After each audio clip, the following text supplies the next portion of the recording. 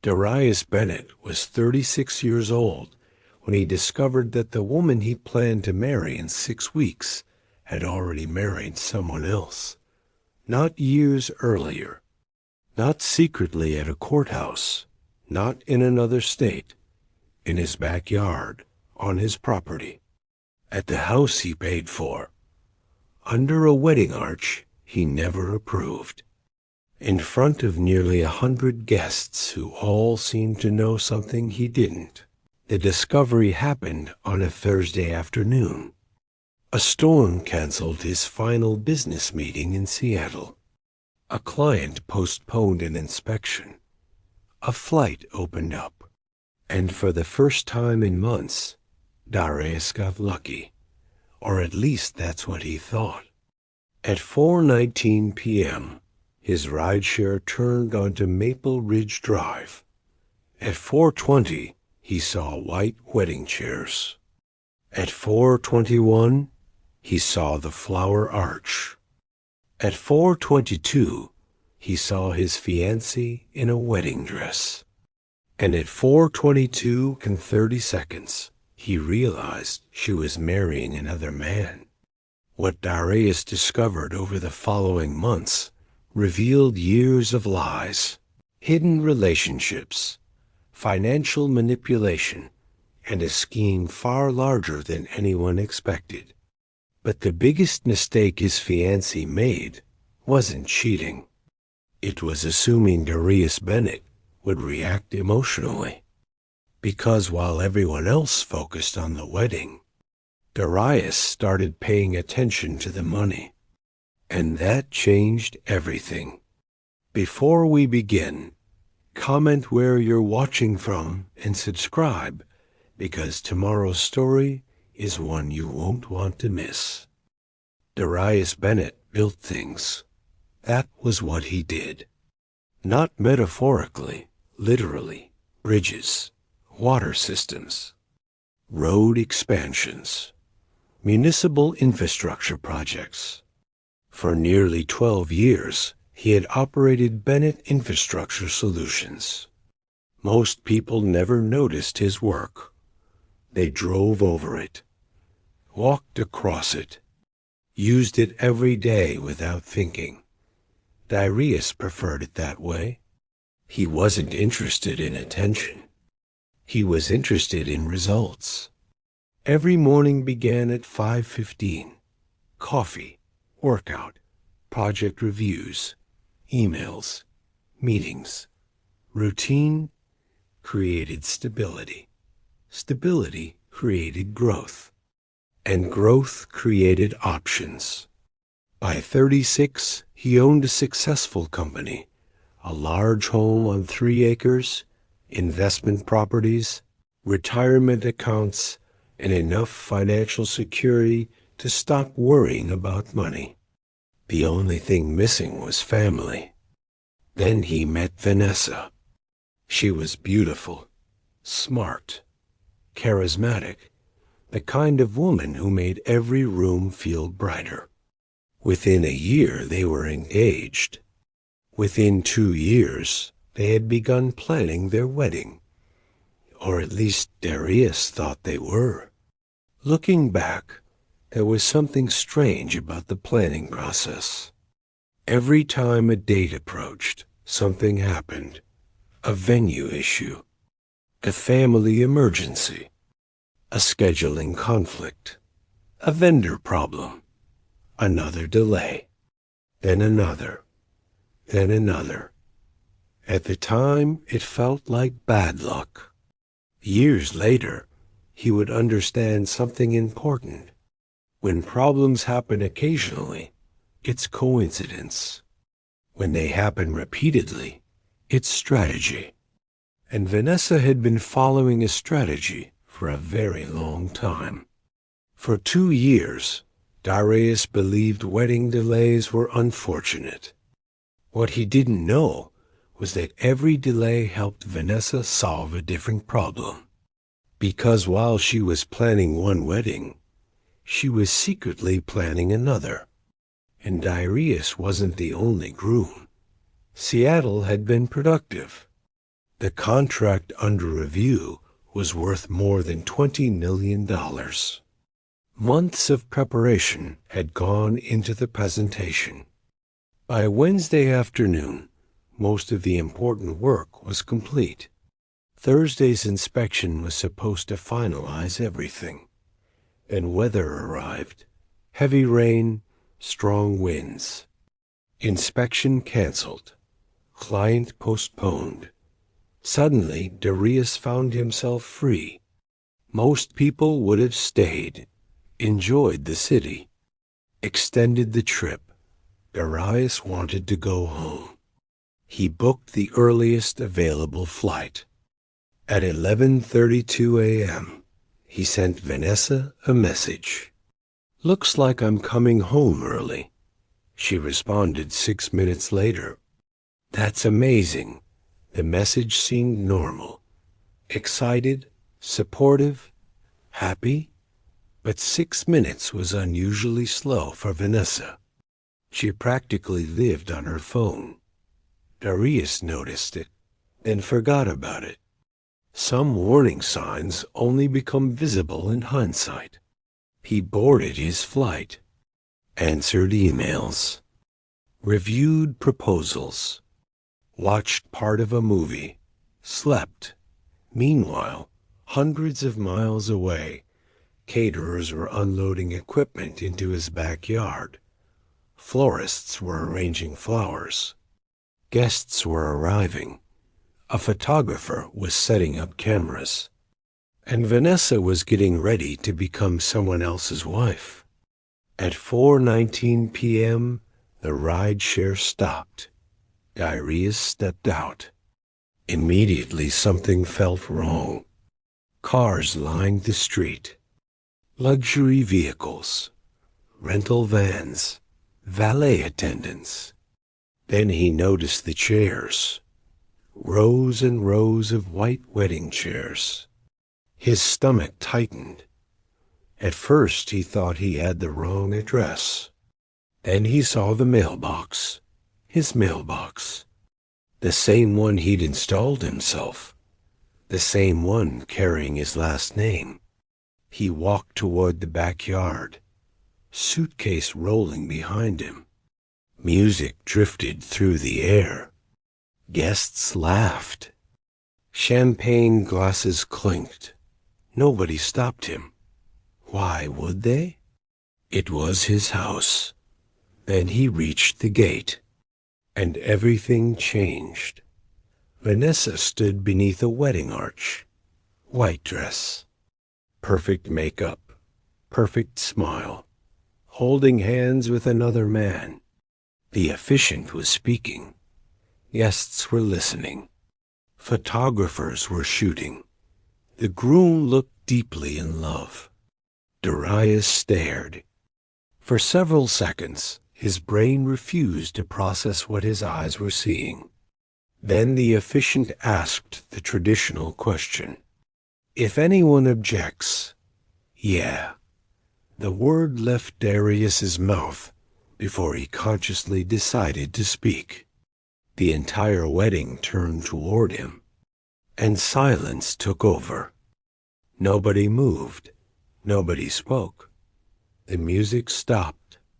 The officiant froze. Vanessa looked like she'd seen a ghost. The groom looked confused.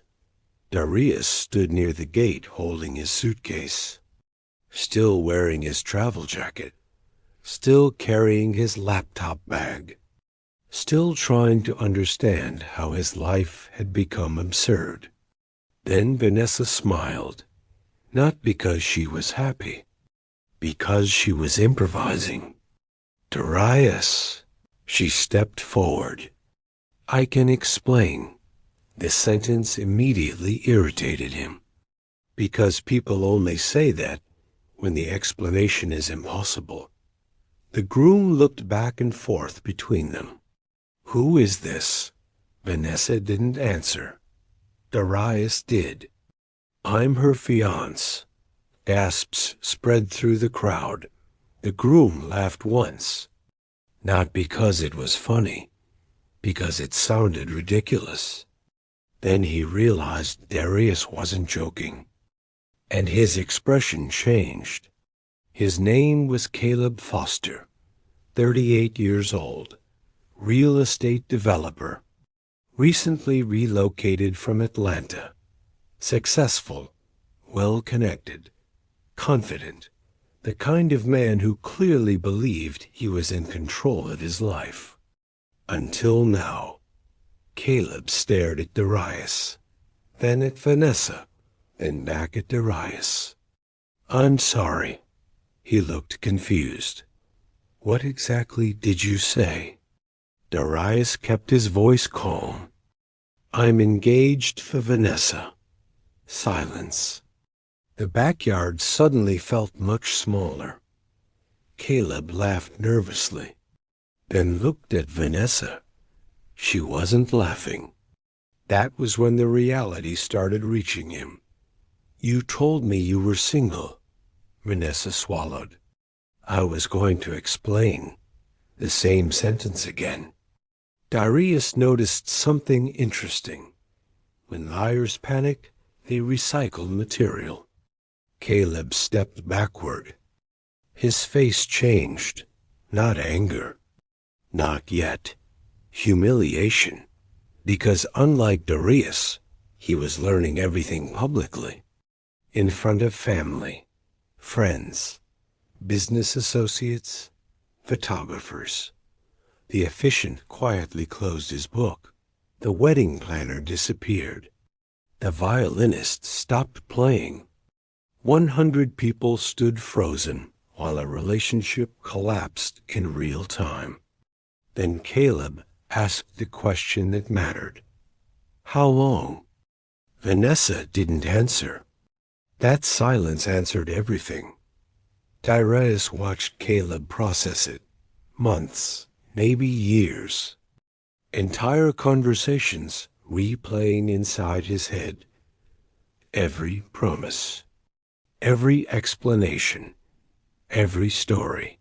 Suddenly none of them looked the same. Then something unexpected happened.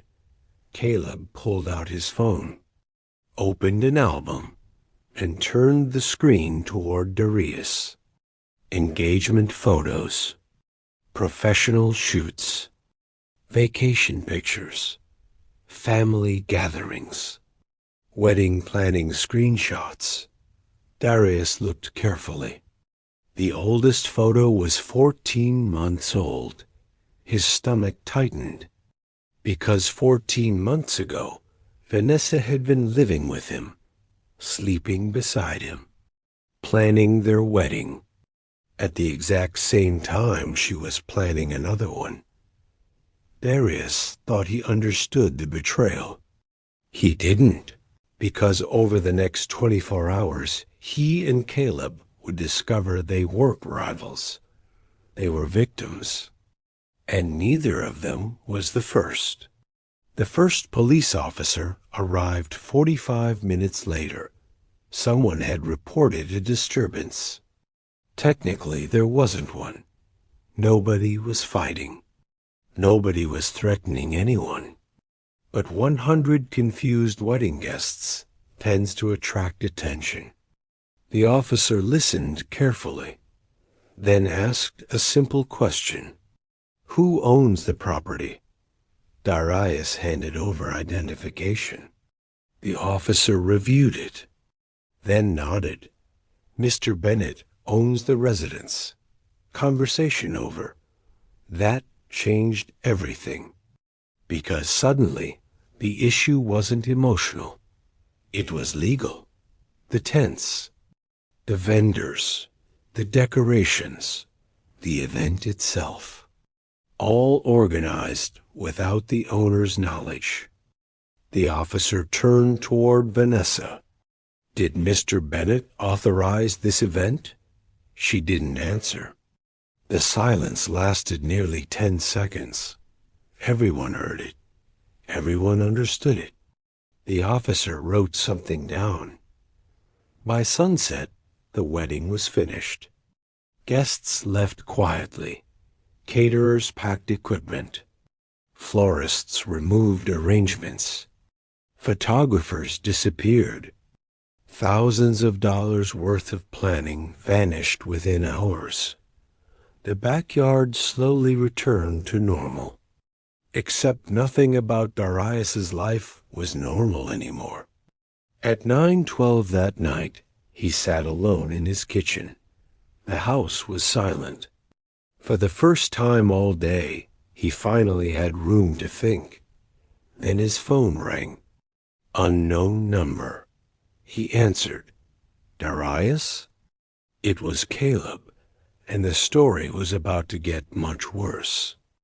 The next morning they met at a coffee shop downtown. Neither trusted the situation enough to meet privately. Not yet. Caleb arrived carrying a thick folder. He looked exhausted, like someone who hadn't slept. Darius understood. He hadn't slept either. Caleb sat down, dropped the folder onto the table, and pushed it forward. You need to see this. Inside were photographs, financial records, property searches, social media archives, background reports. Darius frowned. What is this? I hired an investigator. Darius looked up. When? Yesterday. That surprised him. Then again, maybe it shouldn't have. Some people react emotionally. Others react strategically. Apparently, Caleb belonged to the second group. Darius continued reviewing documents. Then he saw something that made him stop. Another man. Different photo. Different city. Different year. Then another. And another. And another. His eyes moved across the pages. What am I looking at? Caleb leaned back. I think we're numbers 6 and 7. The sentence landed heavily. What? Caleb tapped the file. There were others. Darius continued reading. Former fiancés.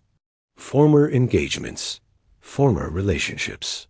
Everyone ending suddenly. Everyone involving money. Everyone involving Vanessa. The similarities were impossible to ignore, because patterns don't happen accidentally. They happen intentionally. And Vanessa had apparently spent years perfecting hers. The investigator eventually found something more disturbing than multiple fiancés. A business, a hidden company, and nearly $600,000 flowing through accounts connected to Vanessa. That's when Darius stopped viewing this as betrayal and started viewing it as an operation. The company looked legitimate. Professional website, business address, corporate filings, tax registrations. Everything appeared normal until someone examined it closely. Silver Oak Consulting supposedly provided business development services. The problem? Nobody could identify actual clients. Revenue existed. Money moved. Accounts remained active. But genuine work seemed strangely absent. The investigator traced ownership, then traced it again, then a third time. Eventually, everything pointed toward Vanessa. Not directly, carefully hidden, but unmistakably connected. The deeper they looked, the stranger it became. One former fiancé had funded a business proposal. Another paid for renovation projects. Another financed startup expenses. Another purchased investment property. Each contribution seemed reasonable at the time. Individually, together, they formed a system. A very profitable system. And suddenly, every delayed wedding made sense. Every postponed date. Every family emergency. Every excuse. Vanessa wasn't struggling to get married. She was managing multiple investments. And every relationship represented another revenue stream. 3 days later, someone unexpected reached out. Her name was Melissa Grant. Former friend. Former business associate. Former roommate. She contacted Caleb first, then agreed to meet both men. The meeting happened at a quiet restaurant outside town. Melissa arrived carrying a folder. The moment she sat down, Darius noticed something. Relief. She looked relieved, like she'd been waiting years for someone to finally ask the right questions. You deserve the truth. Those were her first words. And she opened the folder. Screenshots, messages, emails, voice notes, years of them. Melissa explained carefully. Vanessa reinvented herself constantly. New cities, new careers, new relationships, new stories, different audiences. Same strategy. She became whatever people needed: supportive partner, future wife, businesswoman, investor, dream girl. The role changed. The objective didn't. Money, security, control. Melissa slid forward an old journal page. Vanessa's handwriting. One sentence highlighted. Marriage is the easiest investment strategy if you choose the right investor. Nobody spoke, because nobody needed to. Everything suddenly made sense. Melissa's evidence was devastating. But the most damaging thing wasn't a document. It was a recording. A recording Vanessa never intended anyone to hear. And once Darius listened to it, every remaining doubt disappeared. Melissa placed a flash drive on the table. Nobody touched it immediately. The restaurant around them continued normally. People laughed. Waiters carried food. Conversations filled the air. Meanwhile, 3 people sat around a table, knowing something important was about to happen.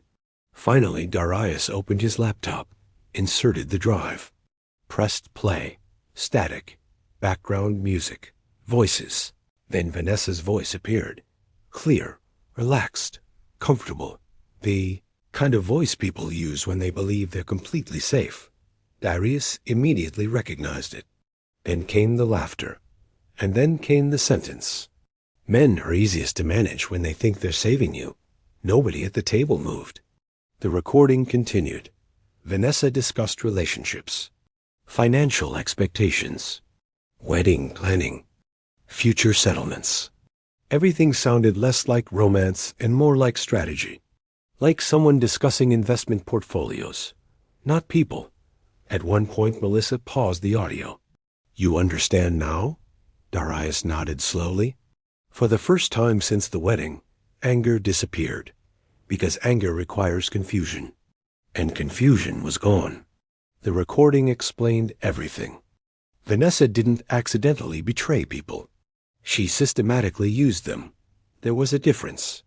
And differences matter, especially in court, especially with investigators, especially when money becomes involved.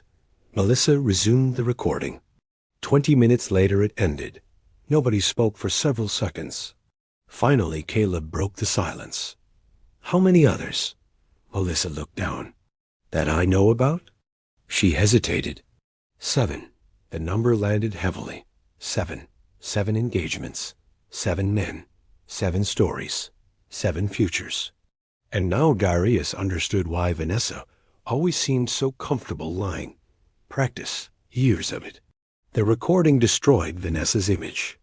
But the investigators were discovering something even bigger, because while everyone focused on relationships, the money kept leading somewhere. And where it led surprised everyone, including Vanessa. The forensic accountant's report arrived 9 days later. Darius expected bad news. He wasn't prepared for the scale. Silver Oak Consulting had processed nearly $2.3 million over 8 years. Not profit, revenue, money moving through accounts, transfers, loans, investments, partnership agreements, relationship expenses. The numbers seemed impossible. Darius stared at page after page. Some transactions connected to former fiancés, others connected to business partners, several connected to people investigators hadn't even identified yet. The pattern became obvious. Vanessa rarely asked for large amounts. Large requests create suspicion.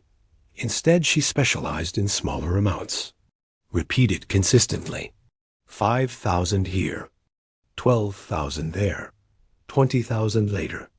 Over time, the totals became enormous. The strategy was brilliant and completely unethical. The accountant pointed toward a chart. This wasn't random. Darius already knew. The chart proved it. Every relationship followed similar stages: trust, commitment, financial involvement, wedding planning, delay, additional financial involvement, then either disappearance or transition. The structure repeated again and again, like a business model, because that's exactly what it was. A business model disguised as romance. Up until this point, Vanessa remained silent. No public statements, no interviews, no explanations, nothing. Then she made a mistake. A very expensive mistake. She tried moving money. Investigators discovered the transfer immediately. Nearly $87,000. Moved through 3 accounts within 24 hours. The problem?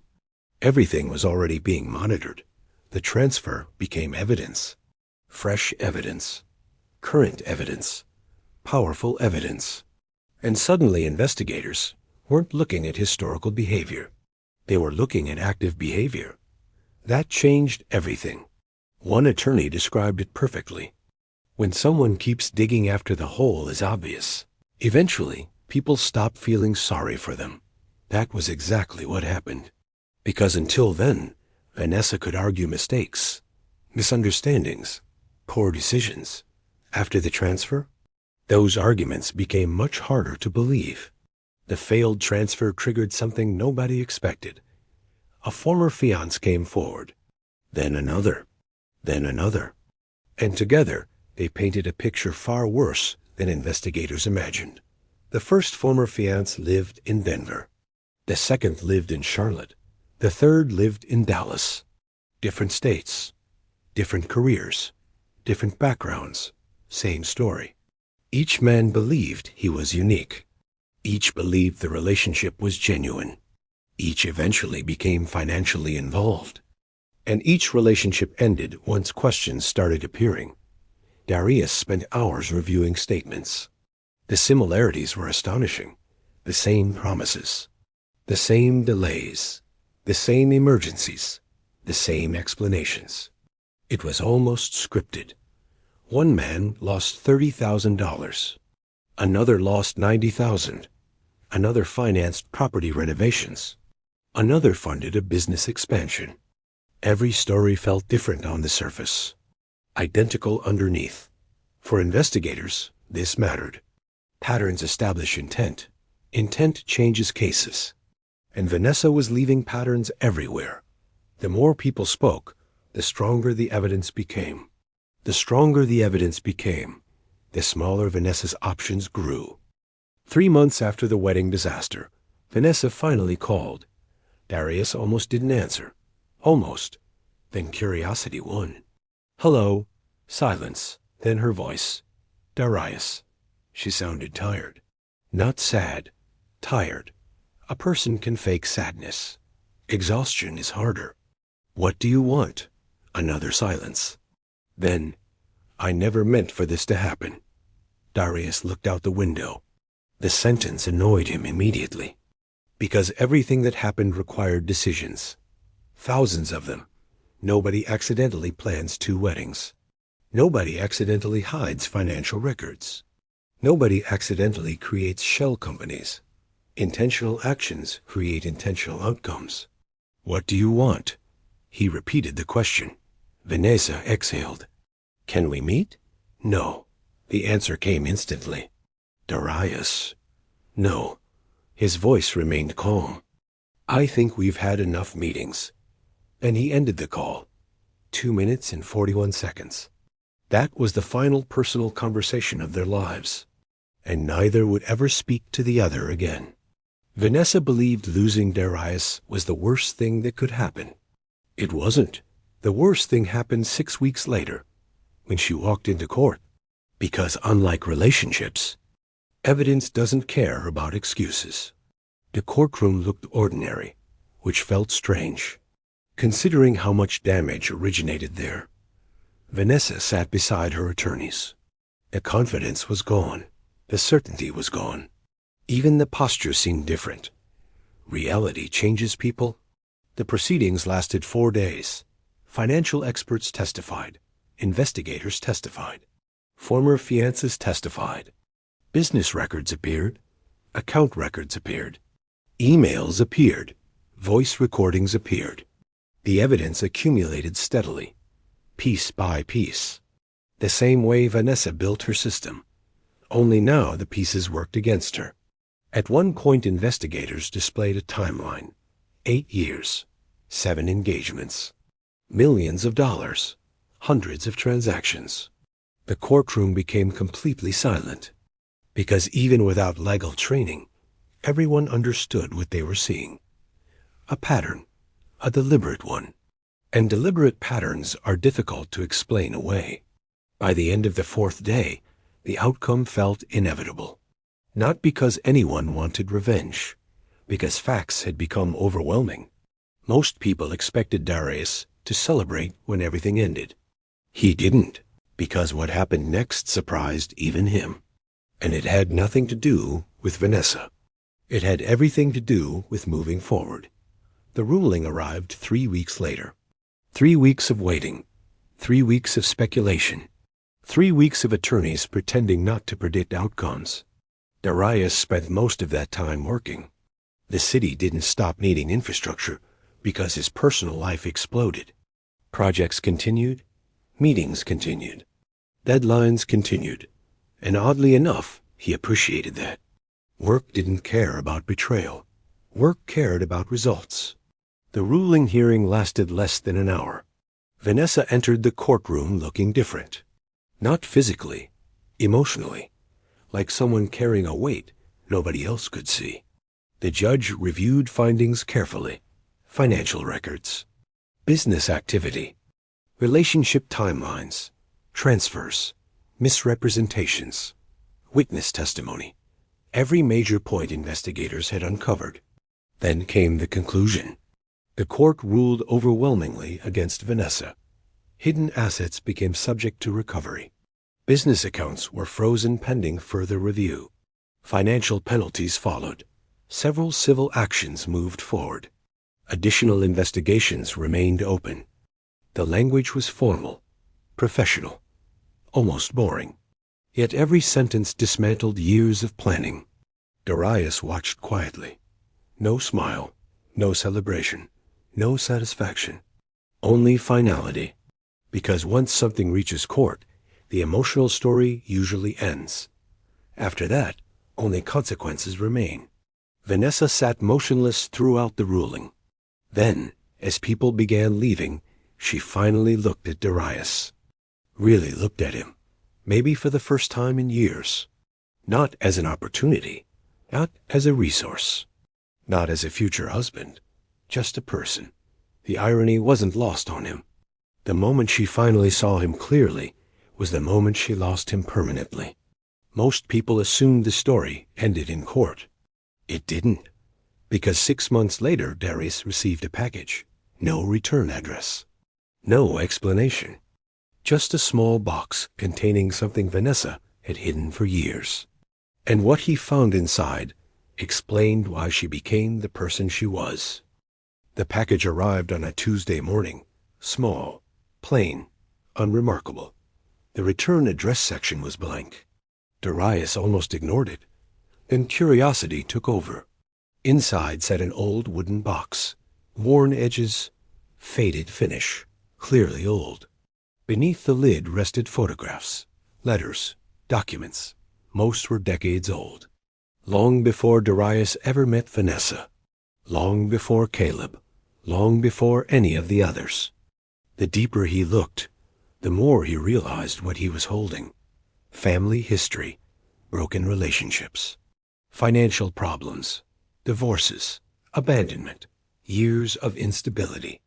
Then he found a letter, written by Vanessa's father, a man she rarely discussed, a man who disappeared when she was young. The letter contained a sentence Darius would never forget. Never depend on anyone because eventually everyone leaves. Darius sat quietly for a long time. The sentence explained more than any court case ever could. Not because it excused Vanessa. Nothing excused what she did. But explanation and excuse are different things. For the first time, Darius understood something important. Vanessa spent her entire life preparing to be abandoned. Eventually, she became the thing she feared most. The person who left first. The person who betrayed first. The person who destroyed trust before trust could destroy her. Understanding it didn't change the outcome, but it changed how Darius carried it. Nearly a year passed. Life slowly normalized. One afternoon, Caleb called.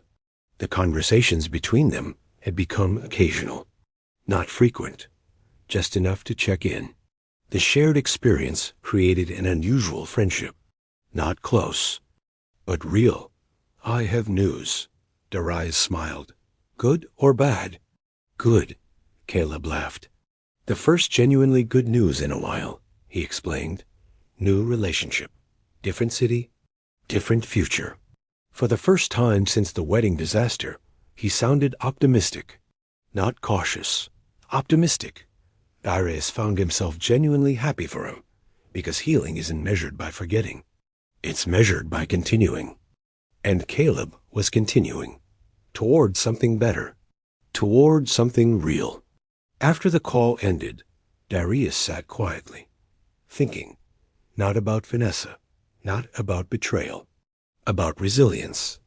Because years earlier, neither he nor Caleb would have believed their lives could collapse so publicly. Yet here they were, still standing, still building, still moving. That realization mattered. More than revenge, more than justice, more than court victories. Darius thought he had finally closed the chapter. Then he received one final message, a message from Vanessa. And unlike every previous attempt, this one wasn't asking for anything. The email arrived 18 months after the wedding. Subject line, "No reply needed." That alone caught his attention. Darius opened it. The message was short. No manipulation. No excuses. No requests. No attempts to reopen communication. Just honesty. Maybe the first honest thing Vanessa had ever sent him. The email read, "Darius, you were the only person who ever treated me like I didn't need to earn my place. I spent years believing everyone eventually leaves. So I kept creating exits before they could. You didn't deserve any of it. I know that now. I don't expect forgiveness. I don't expect a response. I just wanted to tell the truth at least once. Vanessa." That was it. Nothing more. Darius read it twice, then closed the laptop. The email changed nothing legally, nothing financially, nothing practically, but emotionally, it provided something unexpected. Closure, not because Vanessa apologized, because she finally stopped lying. And sometimes that's enough. 2 years after the wedding that never happened, Darius stood in the same backyard. The property looked different now. New landscaping, expanded patio, additional trees. Several renovation projects completed. The space felt peaceful. For a while, he simply stood there, looking around, thinking. The wedding arch was gone. The chairs were gone.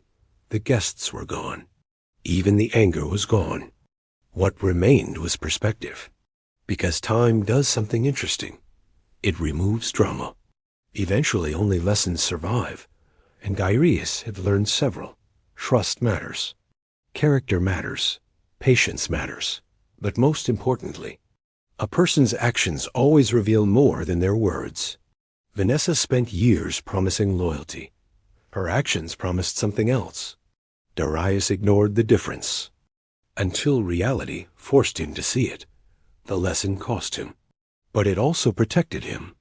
Because once you learn to recognize patterns, you stop repeating them. A year later, Bennett Infrastructure Solutions reached its highest revenue in company history. 2 years later, the business expanded into another state. 3 years later, Darius funded scholarship programs for engineering students. Life kept moving, as it always does. One evening, a friend asked whether he regretted coming home early. The question made him laugh, because technically, that early flight destroyed his engagement. It exposed years of deception. It changed the direction of his life. But after thinking about it, the answer was simple. No. The friend looked surprised. Darius smiled. If I'd arrived on time, I would have married her. That ended the conversation. Because nothing else needed saying. The truth was obvious. The early flight didn't ruin his future. It saved it. And sometimes the worst day of your life only looks that way because you haven't seen what comes next. Darius looked across the backyard one final time, then walked back into the house. The story was over, not because he forgot, not because he forgave, because he moved forward. And unlike the wedding Vanessa built, the future he built was real.